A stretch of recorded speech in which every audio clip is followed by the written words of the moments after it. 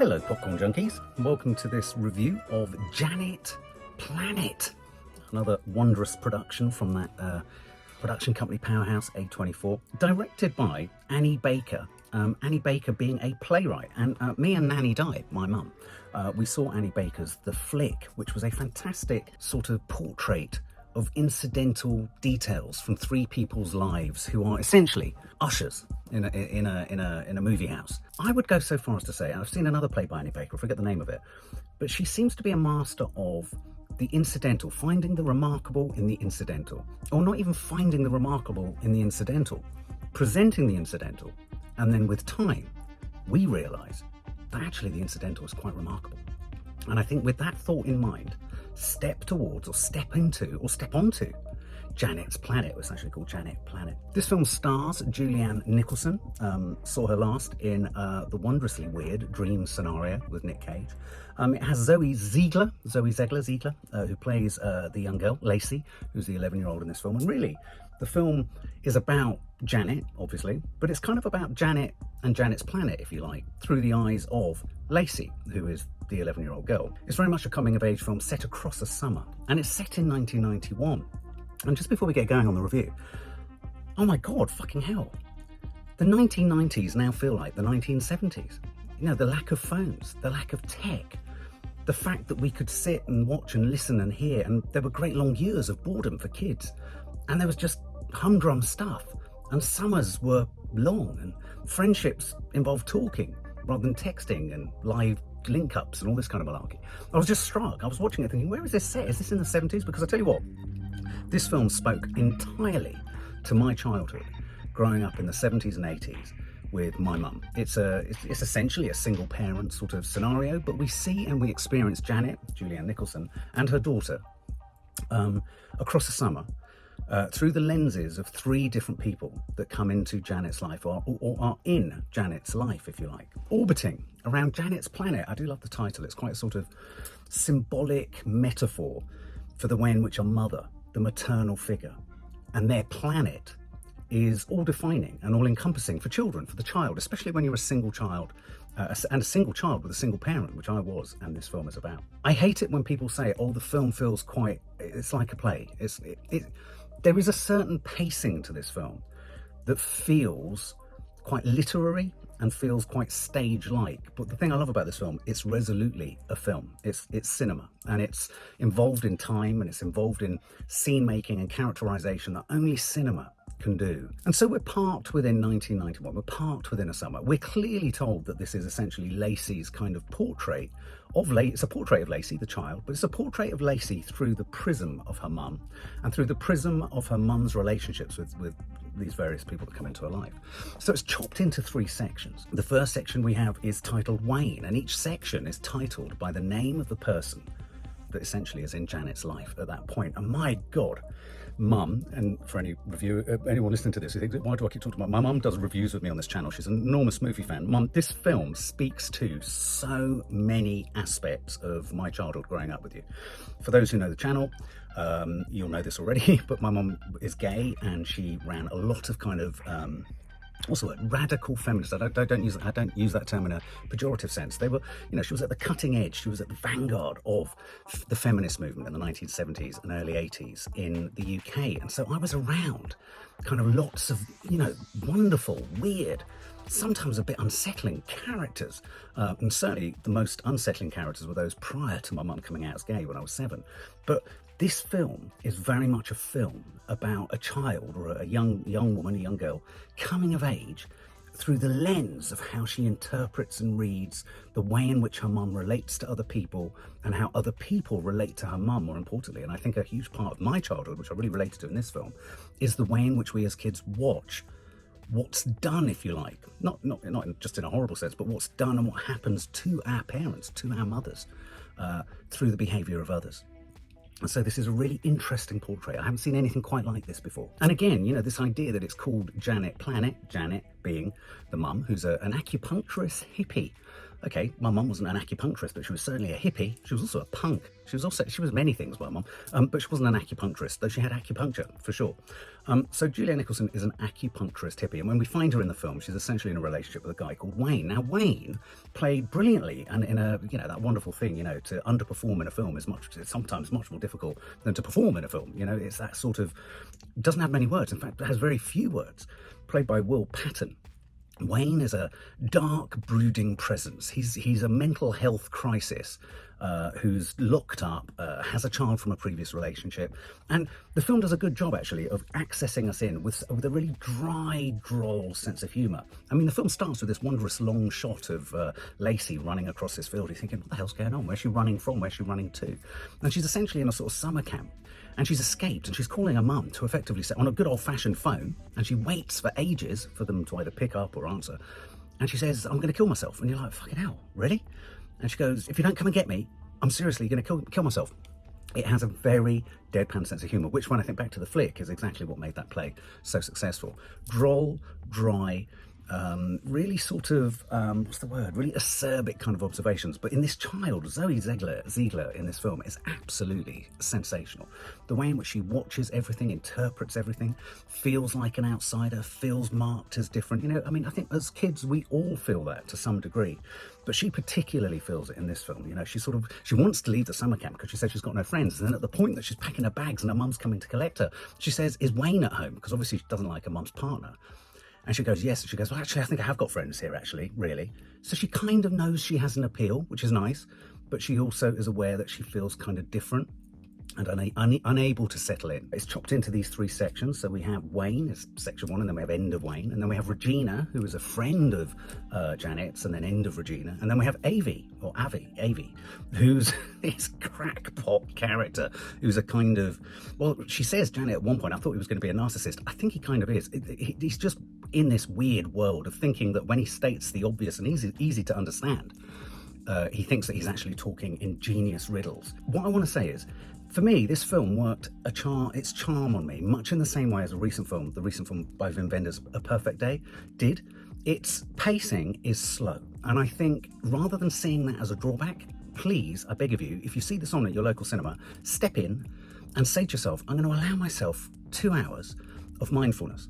Because it's not just mindfulness, you don't turn off, you are fully engaged. But when you come out, it keeps growing. It's like a great film or a great book or a great work of art sows a seed, doesn't it, at the moment of kind of reception. And then you walk away and it just keeps growing. And this film, I haven't been able to stop thinking about. It just keeps growing and growing and growing like a tree.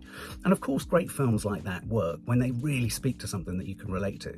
And I could really relate to so much of this, which is odd if you think that I'm a boy and now a man, and this is about a mum and a daughter. But that single parent kind of connection and that maternal connection is really key. And it's a portrait of connection between Lacy and Janet and the act or the process of trying to separate, which I think in and of itself is something as parents we can all speak to. We want that connection. We desperately want to bond. Well, not all parents do, actually, that's not true. But there is that connection. Even if a parent doesn't want to connect with you, you can have an evasive and avoidant parent. But as a child, you're seeking, aren't you? You're craving, you're wanting something. This film speaks to that. There's a very early moment in the film where Lacy's lying in bed and she says to her mum while she's holding her hand or something, she says, Janet says, I'm going to go out now. I'm going to go and sleep with Wayne, who's miserable, but he's in bed, but he's clearly got a problem. I think he might be bipolar. And Lacy says, can you leave a piece of you?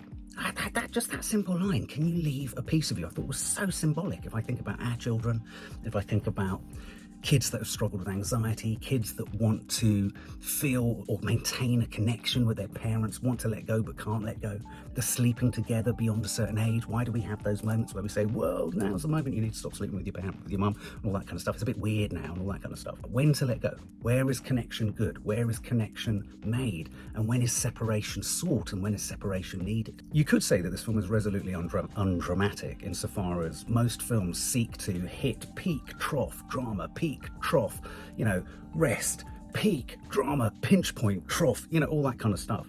This film doesn't do that. This film undulates.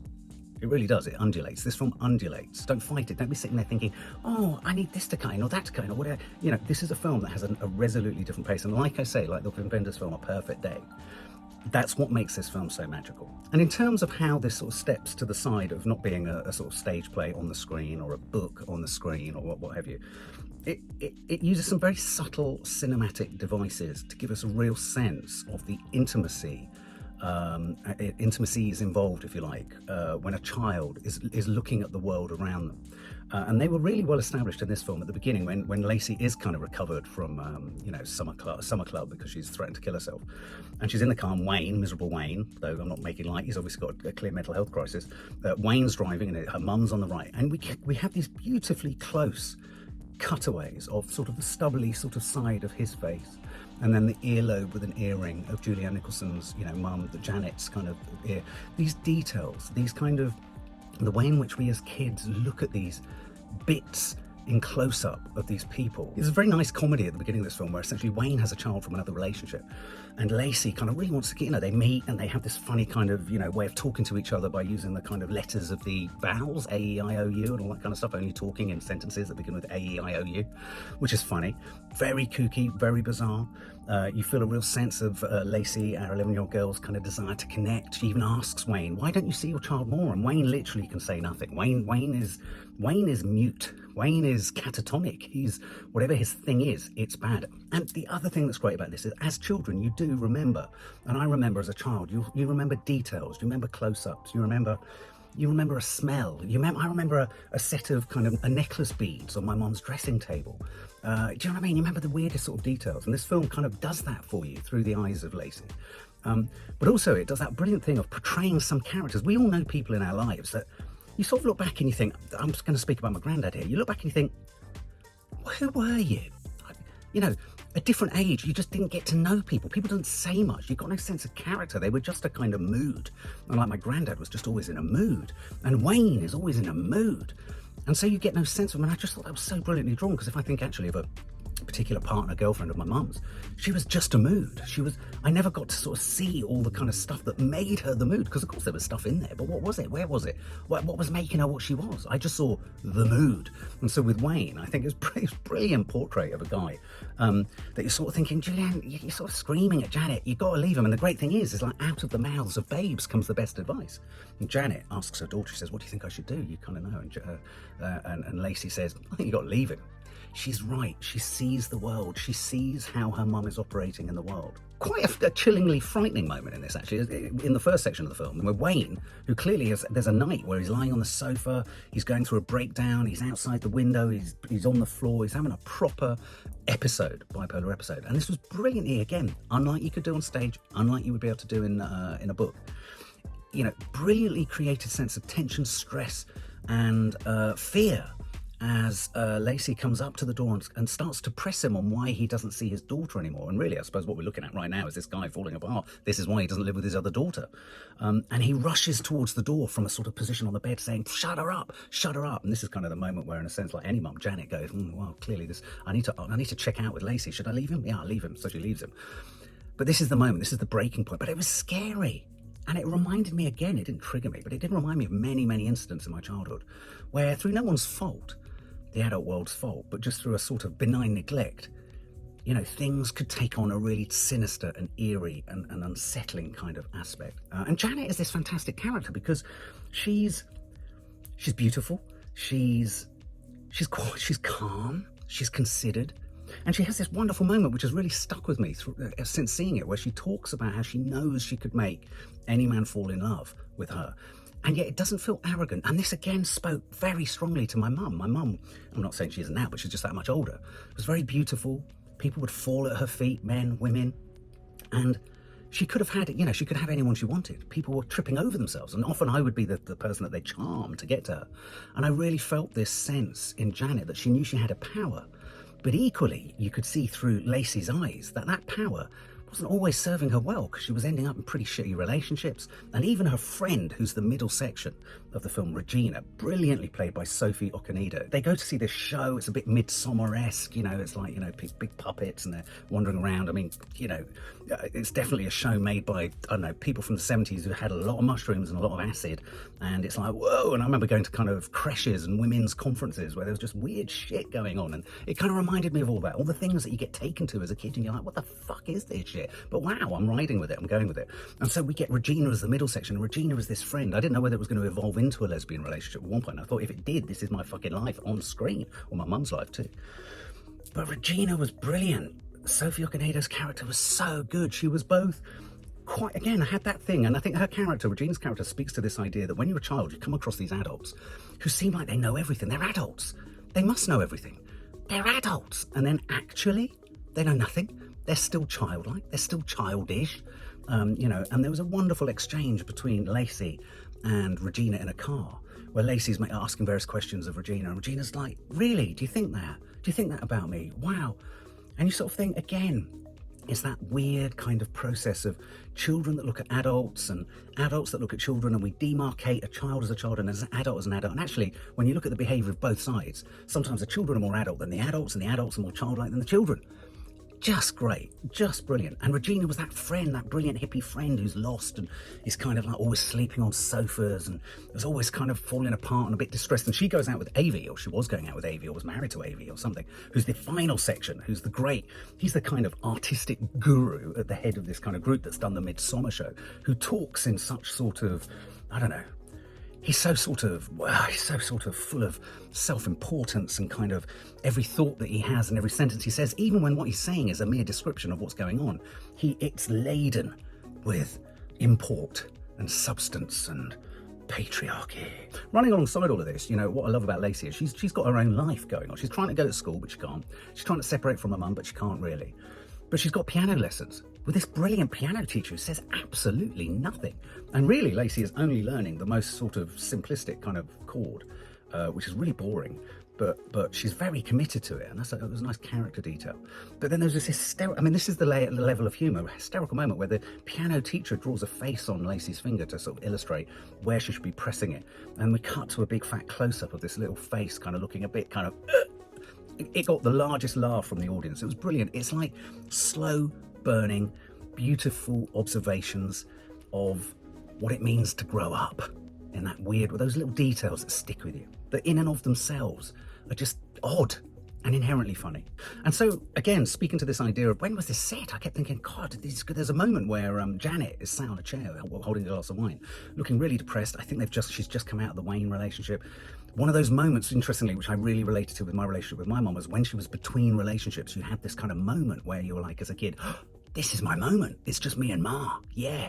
And there was a moment where Lacy was playing the piano on a Casio.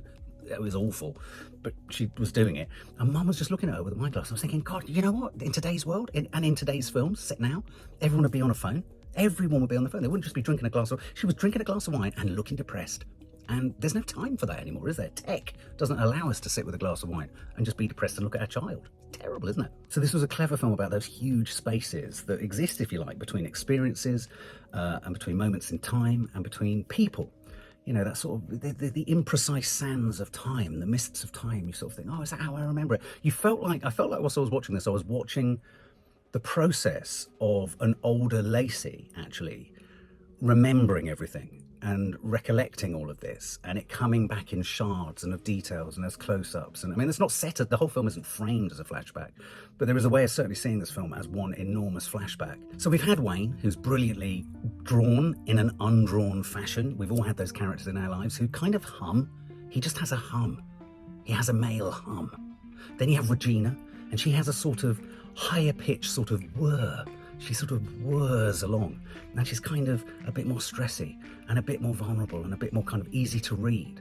But Janet gets irritated with her, and then there was a wonderful moment in the middle of this where I think Janet and Regina, I think they either, you don't see them take drugs. I don't think I missed that, but they're either spliffed, high, or they take an acid or something. No, acid, maybe they'd have been seeing weird shit more. And it was a great moment where Janet went into this really self-defensive description of who she was and the fact that she has done so well for herself, and that she's worked hard, and she's all these things, none of which are not true. But then her friend Regina, who's also high and kind of loose-lipped, and everyone's just sort of saying what maybe they shouldn't do or feel they can do because it's friends, said, yeah, but you don't make the best decisions, do you? And it's clever because it is a dramatic, there's a kind of pinch point there where sort of you think, oh, Janet's planet is being punctured here.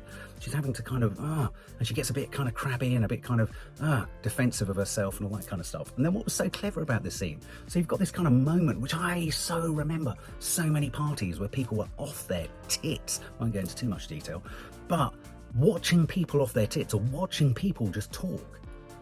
I mean, God almighty, it was never boring. You're just like literally gobbling it up. Maybe it's why I like films and like making films. It's like you're like, oh, what makes this character tick? Oh, wow, always.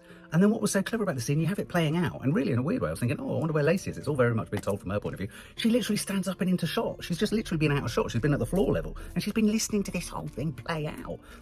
Perfect. Funny in and of itself, because you're thinking, oh my God, a child shouldn't be hearing all of this. Funny and kind of worrying that the adults just didn't care that there was a child in the room, which in itself speaks to, we all make mistakes, we all make misjudgments, we all talk about more than we should do with our kids. Don't shoot us down in flames, guys. Do you know what I mean? I mean, Mum, you possibly spoke about a little bit more than that, but hey. And so as we come out of the Regina section, where we've seen Regina as kind of inherently childlike, kind of useless, kind of unable to commit to things, but she means well. She's not a bad person.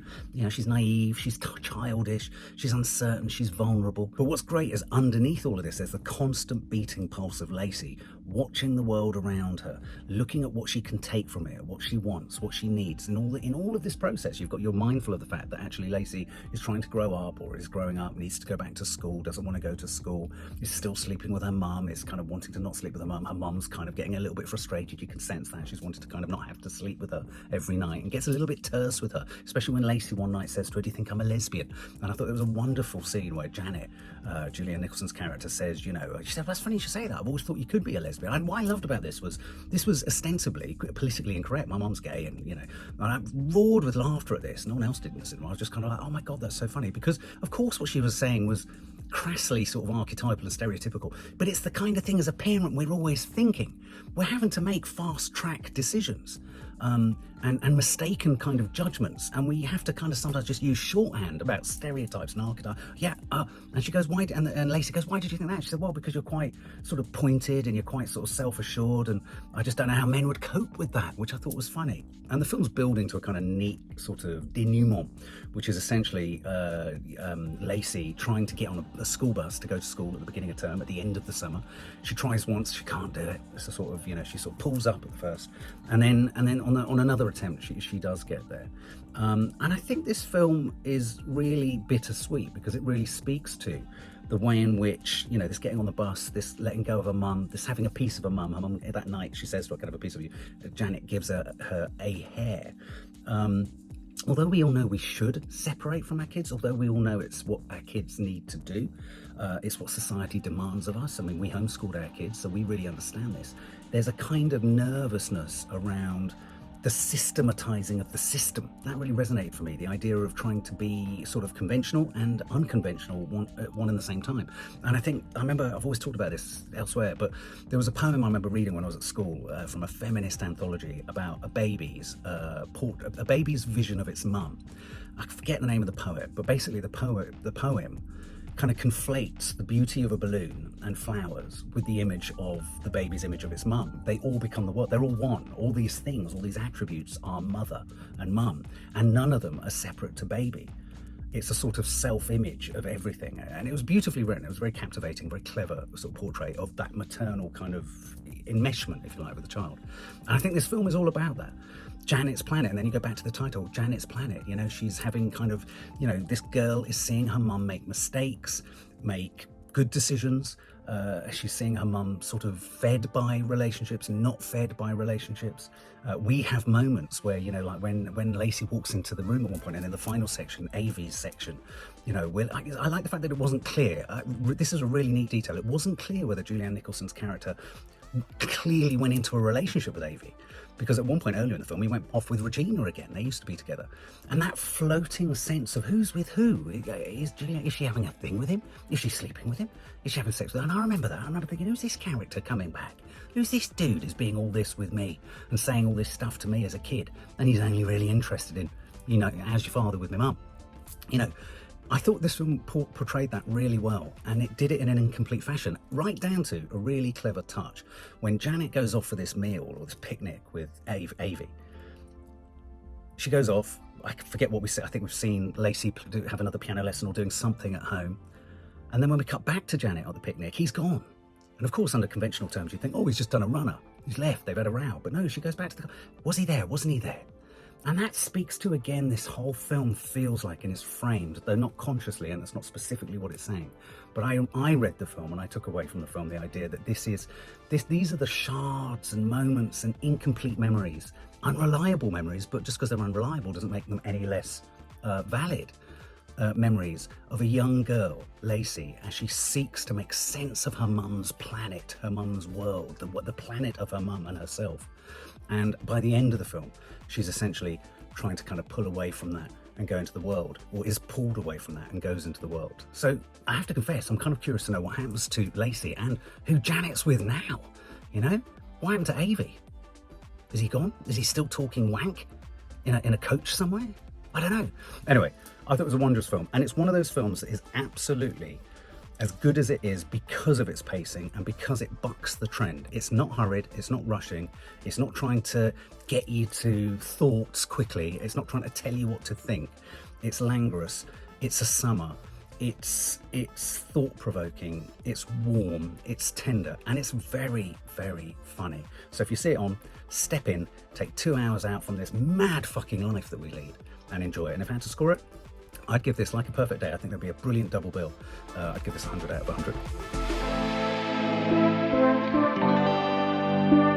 100.